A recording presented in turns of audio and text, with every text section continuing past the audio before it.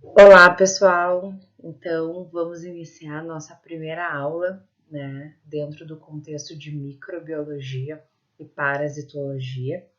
Eu vou iniciar com microbiologia, que é aquela parte da matéria que nós iremos focar, então, os seres vivos microscópicos.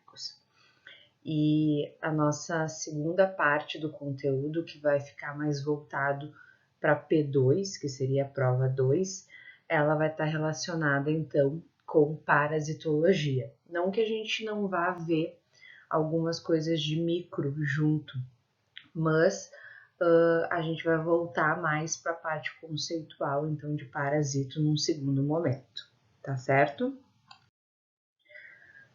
Então, o que é microbiologia? Microbiologia é o estudo de organismos microscópicos. Então, existe um mundo de seres vivos que a gente não visualiza. Então, se eu perguntasse para vocês, por exemplo, me cita 4 seres vivos, vocês provavelmente iriam me citar os animais, vocês iriam me citar as plantas, acredito eu que fungos, mas vocês iriam, né, talvez se lembrar das bactérias, mas vocês talvez não se lembrariam dos protozoários, que são micro-organismos.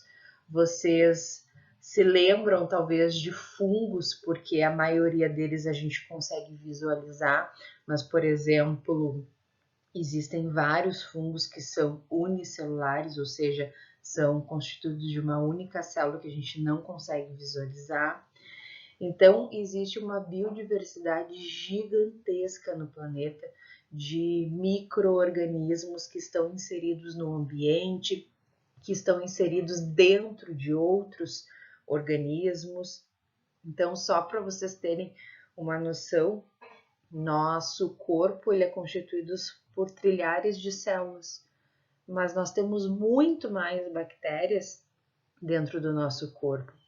Então, estudar microbiologia vai nos permitir entender quem são esses micro-organismos e aonde, como que eles estão inseridos dentro do nosso contexto, tá certo?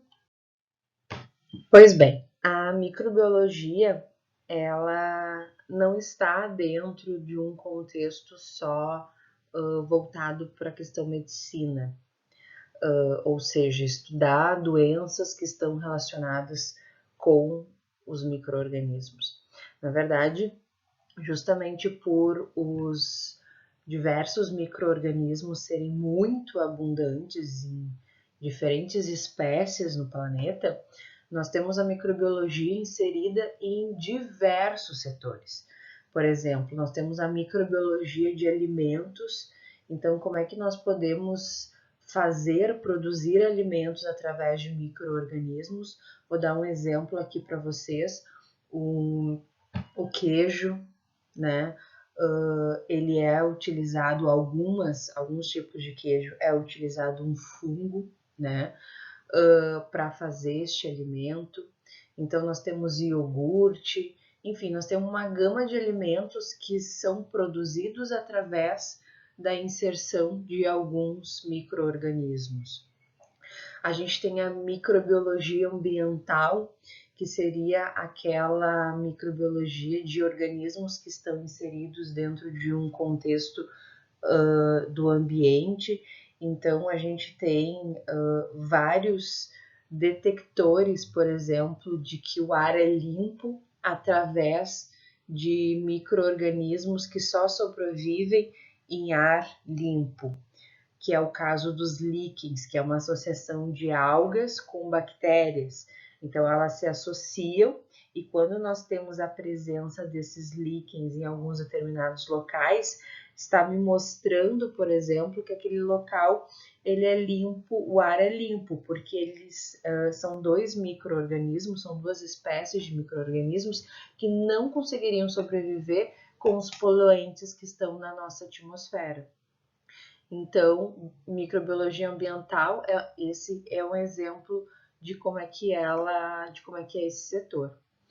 A microbiologia médica, então, é compreender as diversas patologias que estão inseridas dentro do contexto de micro-organismos, e a gente vai, inclusive, ver algumas, né, para cada ser vivo que a gente for estudar. A microbiologia aquática, então, os protozoários que só estão inseridos em ambiente aquático, as algas que estão inseridas, microbiologia das águas potáveis e dos esgotos, principalmente compreender dentro de águas de esgoto que nós temos diversos seres vivos causadores de patologias que, por causa de uma falta de saneamento básico, acabam atingindo o ser humano. Os seres vivos que estão dispersos no ar, microbiologia do leite, enfim, vocês têm noção da quantidade de setores? Isso aqui eu só citei alguns, tá? Que fazem parte da microbiologia justamente por estar se tratando de seres vivos que estão em grande abundância no nosso planeta Terra, tá certo?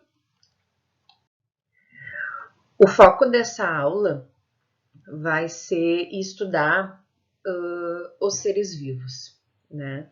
Compreender como é que eles se classificam e quais são as suas principais características, certo? E aí, o que vai acontecer? Nós vamos estudar ser vivo por ser vivo, focando naqueles micro-organismos. Só que para a gente chegar na bactéria, para a gente chegar no protozoário, no fungo, a gente vai ter que passar então por como que eles foram classificados e quais são as principais características então de um ser vivo, certo?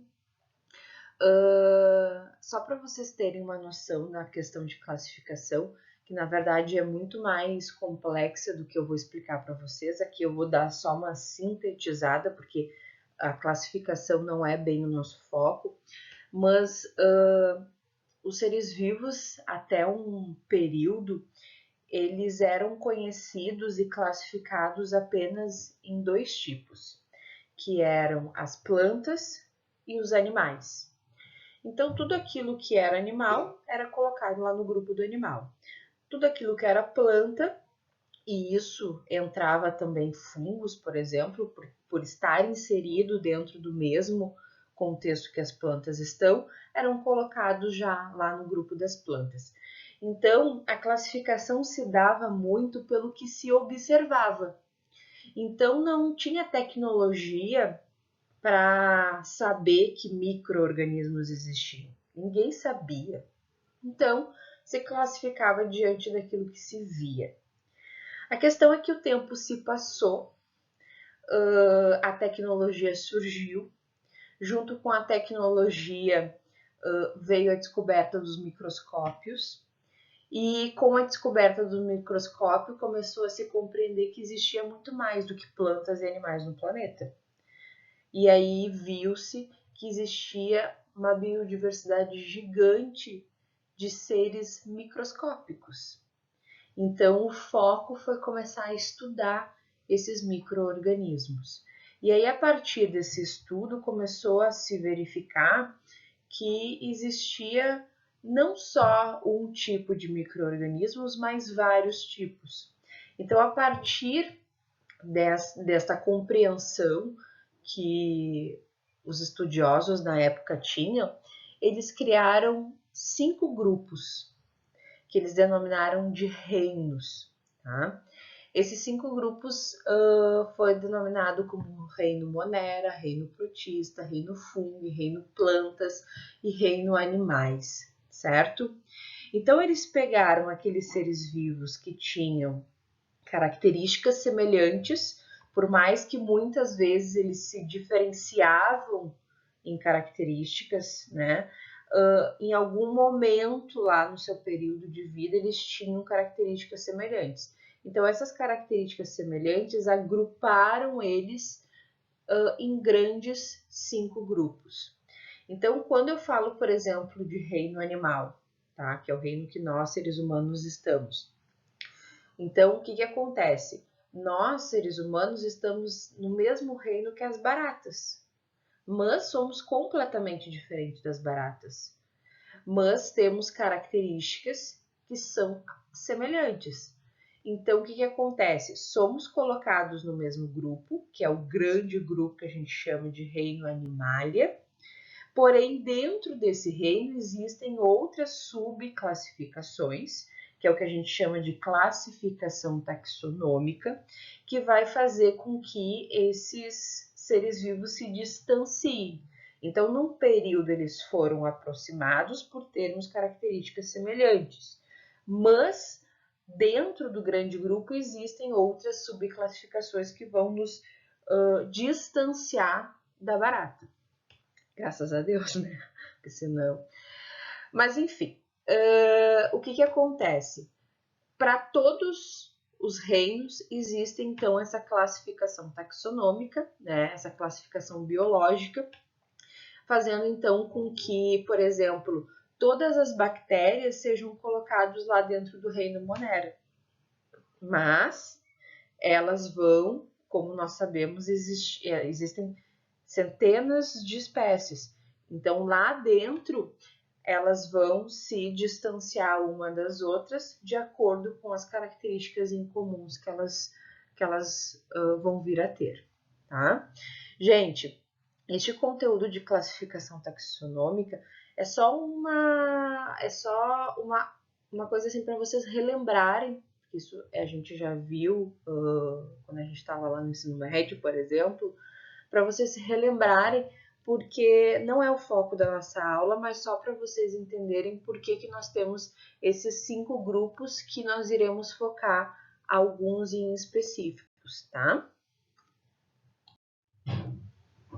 Então, aqui, ó, eu tenho 5 grupos, né? O reino Monera, Protista, Fungi, Animalia e Plantae. E quais os seres vivos que estão fazendo parte de cada reino. Então, no reino Monera, a gente tem as bactérias. No reino Protista, a gente tem os protozoários e as algas. No reino Fungi, a gente tem os fungos. No reino Animalia, a gente tem os animais. E no reino Plantae, a gente tem as plantas. Destes grupos aqui, nós iremos focar no reino Monera, porque a gente vai estudar as bactérias. No reino Protista, a gente vai focar nos protozoários, que são causadores de várias patologias, por isso que a gente vai estudar eles. O reino Fungi, que são os fungos. E o reino Animalia, a gente vai ver quando nós estivermos lá em parasitologia, quando a gente for estudar os vermes, principalmente, né? Aí a gente vai focar neles. O único grupo que a gente não vai estudar dentro de microbiologia e parasitologia são as plantas, né? Apesar de serem muito importantes e fundamentais, ela foge um pouco do nosso contexto de disciplina, então a gente vai focar naqueles 4 ali. E qual é o objetivo das aulas seguintes, né? A gente vai pegar o reino Monera e vamos compreender quem são as bactérias, como é que elas se classificam, como é que elas se reproduzem, bem como fazer isso com todos os outros seres vivos, com os protozoários, com os fungos. Por quê? Porque o foco é vocês conhecerem esses seres vivos, conhecerem como é que eles são, para que vocês associem as doenças com eles. Então, eu vou, obviamente, falar de doenças com vocês, mas o foco, não se esqueçam, sempre é estudar as características deles, certo? As grandes maiorias das patologias vocês verão em outras disciplinas. Eu vou abordar doenças com vocês, porque não tem como eu fugir delas, afinal elas estão inseridas dentro deste contexto, mas o aprofundamento a gente vai ver em formas de trabalho, que nós iremos executar aqui nessa disciplina, e vocês vão ver em outras disciplinas. Então aqui vocês vão ter toda uma introdução, um embasamento para compreender quem são, onde vivem, como se reproduzem, como se classificam esses seres vivos, para vocês pegarem este conhecimento que vocês estão tendo agora e aplicar lá nas doenças que vocês vão vir a ter nas diferentes disciplinas dentro do técnico de enfermagem. Pessoal, neste slide a gente vai estudar células, tá? Mas antes da gente estudar essas duas imagens, nós precisamos falar sobre as características que um ser vivo precisa ter para ser considerado vivo, tá? A principal delas, sem sombra de dúvidas, é o fato de que seres vivos possuem células, tá? Todos os seres vivos possuem células, todos, sem exceção. Por que todos possuem células? Porque a célula, que é o que está sendo representado aqui nessa imagem, ela vai fazer com que todas as funções vitais que um ser vivo precisa aconteçam. E aí, dentro dessa célula, vai existir vários aparatos, mecanismos, para fazer com que essas atividades celulares, né, essa forma de produzir vida para o ser vivo aconteça, tá? Então, outra característica que a gente pode citar é o fato de o ser vivo precisar de energia, é o fato de o ser vivo precisar de metabolismo e o fato de ele ter uma capacidade de se reproduzir. Inclusive, se vocês quiserem anotar no caderno de vocês, estas 4 características vocês podem colocar. Então, vocês podem colocar assim, características que os seres vivos possuem para ser considerado vivo. Primeiro, células. Segundo, energia. Terceiro, metabolismo. E quarto, capacidade de reproduzir. O que é metabolismo? Metabolismo são diversas reações químicas que ocorrem dentro da célula. Então, essas reações químicas vão fazer com que o ser vivo consiga sintetizar e produzir diversas substâncias que entram para dentro das células. Então, a gente tem substâncias orgânicas, que você já deve ter ouvido falar, que são carboidratos, que são proteínas, que são lipídios, certo? E estas moléculas orgânicas, elas precisam ser sintetizadas. E essa síntese, por exemplo, ocorre dentro da célula. Então, reações químicas é o que a gente denomina como metabolismo.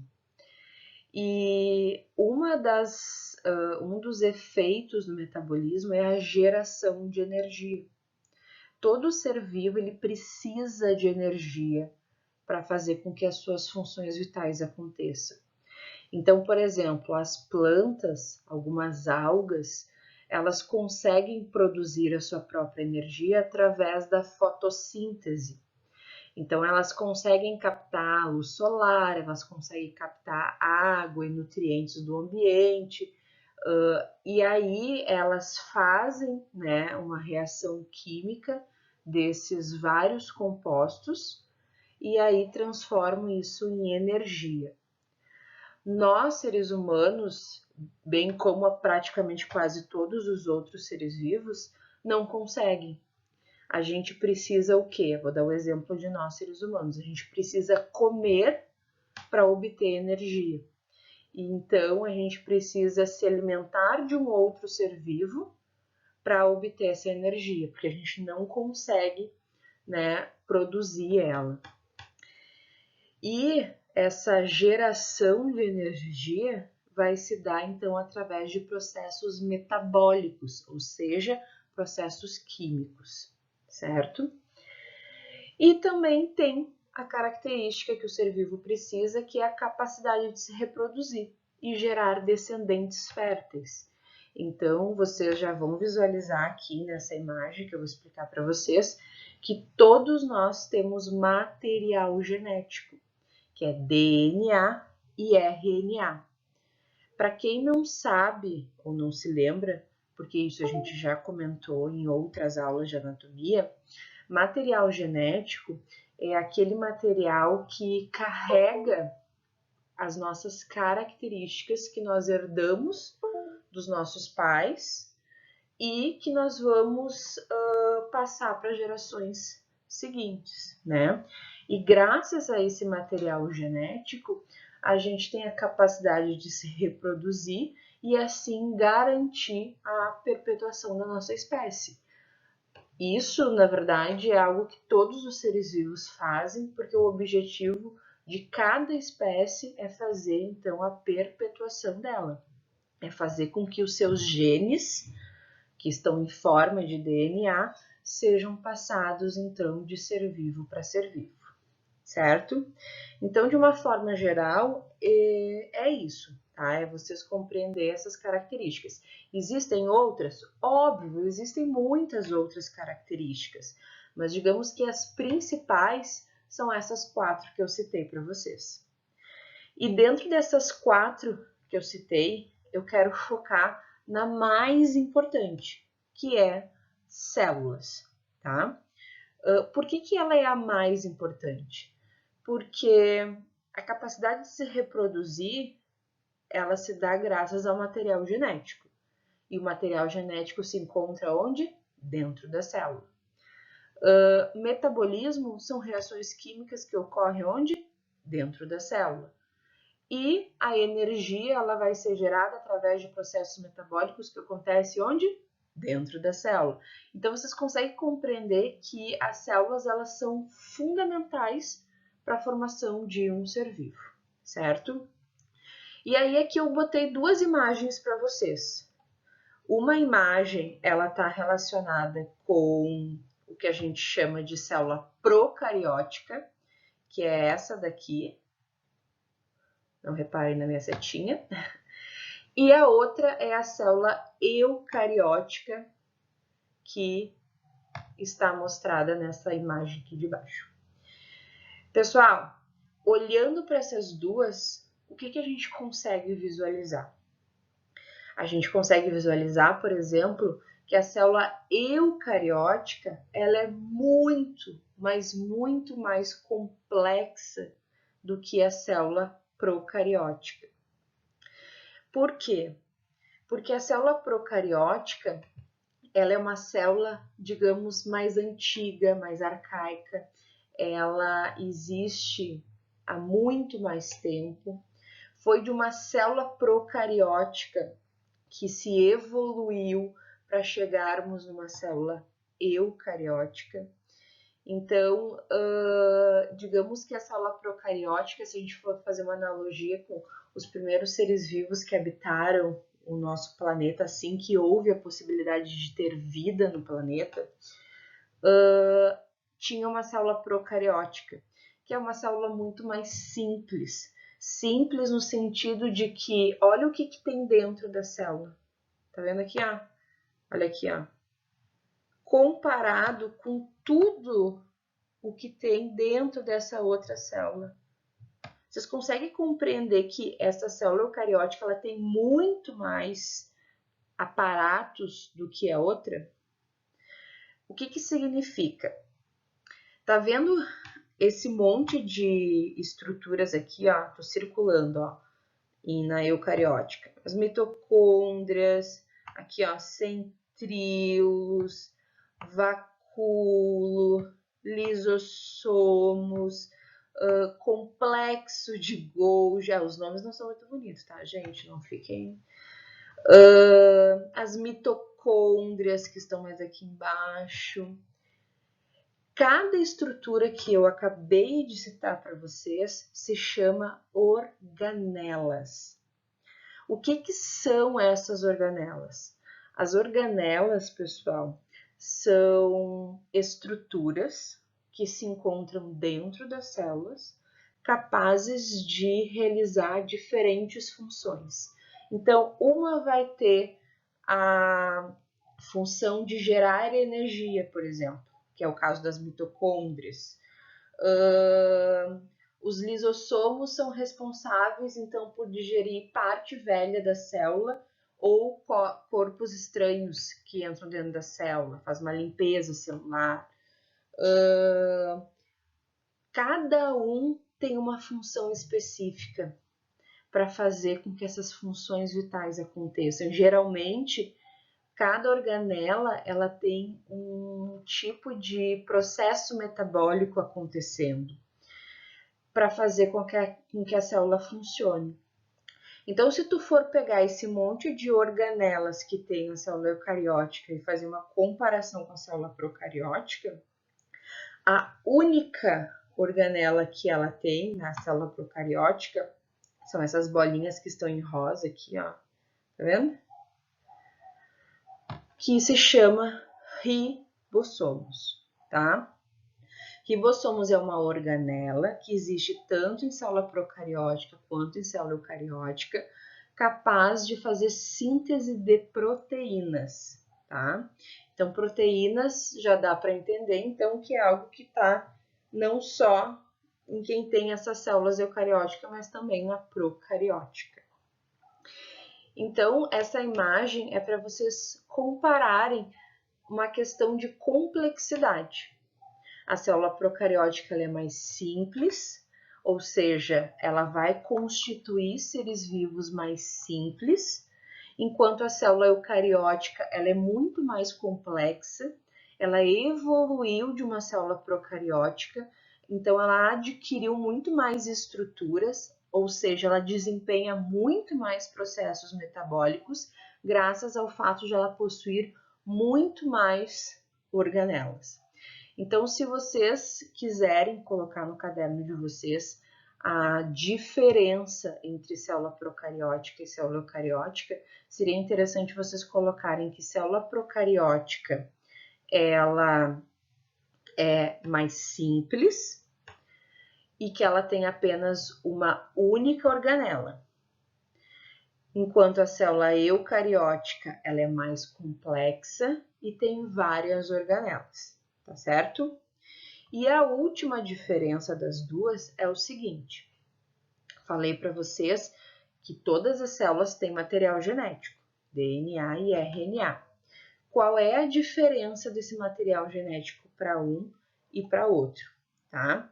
A diferença, observem aqui, ó, tá vendo nessa imagem da célula procariótica? Vocês estão vendo que o material genético, ele se encontra, eu tô riscando aqui em cima do azulzinho, ó. Isso aqui é o material genético, tá? Esse material genético, ele tá todo espalhado dentro da célula. Por quê? Porque ela é uma célula mais primitiva. Ela é uma célula que ela não evoluiu. Então, o que acontece? Ela acaba fazendo com que o seu material genético fique todo espalhado. Com a evolução celular, esse material genético ele se condensou. E aí ele formou o que a gente chama de cromossomos.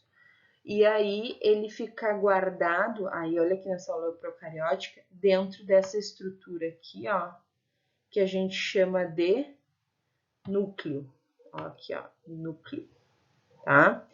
Então a diferença é, na célula procariótica não existe núcleo, o material ele fica espalhado dentro da célula, e na célula eucariótica esse material genético ele fica guardado dentro do núcleo, certo? Então essa daí é mais uma diferença entre as duas células que, se vocês quiserem anotar, vocês podem colocar lá dentro das anotações de vocês, tá certo? Então esse aqui é um esquema que mostra os dois tipos de células, né? E como que elas constituem um ser vivo. Mas antes, deixa eu só falar o conceito de célula, que eu não falei no slide anterior, que célula é a menor unidade funcional de um ser vivo. Por que que ela é a menor unidade? Porque geralmente ela tem 2 micrômetros de tamanho, certo? Funcional, porque vocês já conseguiram compreender através da minha explicação, que ela, devido às suas diversas funções, ela faz então as funções vitais de um ser vivo acontecer. de um ser vivo, porque a gente já viu que é a principal característica dele, tá? Então, acompanha comigo aqui esse esquema que eu fiz. Células procarióticas, que vocês viram na imagem anterior, ela constitui o que a gente chama de procariontes, seres vivos procariontes. Quem são esses seres vivos procariontes? Aqui, ó, as bactérias. Existe apenas um único reino, um único ser vivo que tem esse tipo de célula, que é o reino Monera, que quem faz parte dele são as bactérias, tá?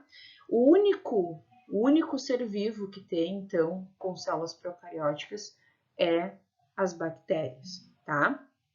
E elas são unicelulares. O que significa unicelular? Constituído apenas de uma única célula. Então, quando a gente estuda a bactéria, que existem centenas de milhares de espécies diferentes de bactérias, a gente estuda, na verdade, como é que é a constituição celular dela, certo? Então, unicelular significa constituído de uma única célula, tá? A célula eucariótica, que está aqui, ela constitui os seres eucariontes, né? Quem são esses seres eucariontes? São os protozoários e as algas, faltou aqui as algas, os fungos, os vegetais e os animais. Vocês estão gostando da minha setinha? Tá maravilhosa, né? Ai, que horrível. Mas enfim, continuando. Os seres eucariontes, eles podem ser unicelulares, que é o caso dos protozoários e de algumas espécies de fungos, ok? E, na sua grande maioria, os seres eucariontes, que têm célula eucariótica, são pluricelulares, ou seja, são constituídos de diversas, milhares de células. É só pensar na gente. Nós temos trilhares de células nos compondo. E uma observação muito, muito importante. As células, elas não são o ser vivo.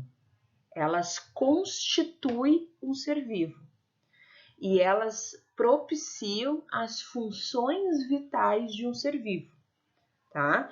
E eu digo isso porque às vezes eu peço para vocês me citarem tipos de seres vivos e vocês dizem, animais, plantas e células. Oi?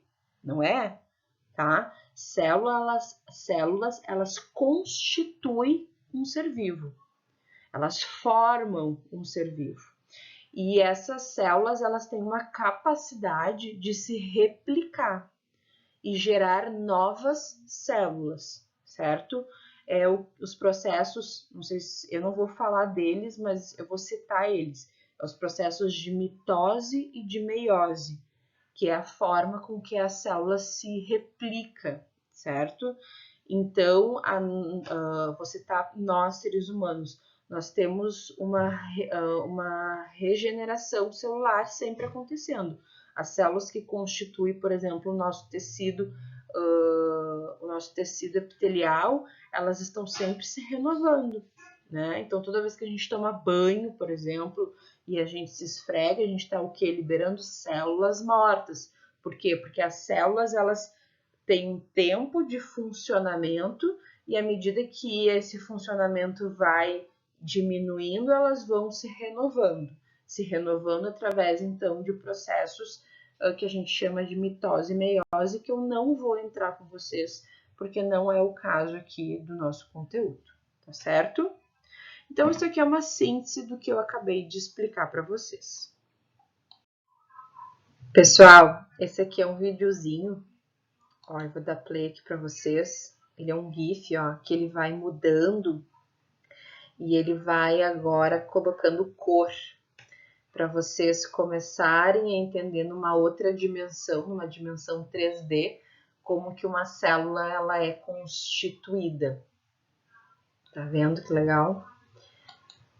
O que eles fizeram? aquela primeira imagem que vocês viram, da célula toda cinza, ela é uma imagem de microscópio real. E aí, para ter essa visão 3D, eles fizeram toda uma programação, né, no computador para conseguir identificar essas partes celulares, porque é complexo da gente compreender, por exemplo, que dentro de 2 micrômetros de tamanho cabe tudo aquilo que eu falei para vocês e que tudo aquilo desempenha funções tão importantes, né? E não são todos os microscópios que fazem a gente conseguir compreender bem essas estruturas. Então, isso daqui foi mais a caráter de informação mesmo, para vocês terem uma noção de como que eles estudam essas células, né? Claro, isso aqui é só um exemplo, existem vários outros aparatos tecnológicos para essa compreensão, né? Então, só para mostrar mesmo como é que é. Este slide aqui, ele mostra as diferenças de células eucarióticas, que são essas daqui que nós acabamos de ver, né? Que eu até pedi para vocês anotarem no caderno. E aqui em cima, ó, ele mostra as semelhanças que tanto uma célula procariótica tem, quanto a eucariótica também. Então, existem 3 semelhanças, que são 3 estruturas que elas possuem, que é a membrana plasmática, citoplasma e material genético. Então, agora eu vou mostrar para vocês cada um, né, explicar cada uma dessas semelhanças. Então, aqui a gente tem a membrana plasmática, tá, gente? A membrana plasmática é uma membrana que reveste a célula. Tá vendo aqui? Na minha... Ai, super bem revestido por mim. Mas, enfim.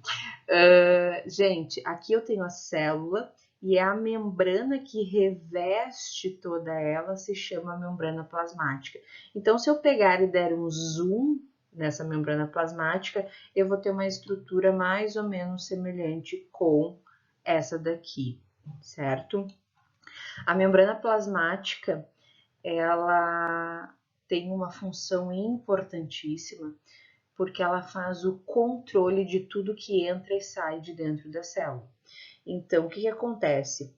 Várias substâncias, enzimas, hormônios, enfim, precisam entrar para dentro da célula para desempenhar lá a sua determinada função, para fazer o seu processo metabólico, para gerar então as funções vitais da célula.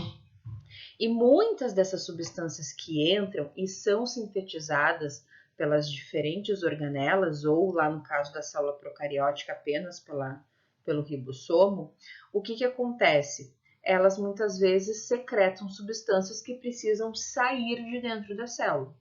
Então, esse controle de tudo que entra e de tudo que sai da célula, quem faz é a membrana plasmática.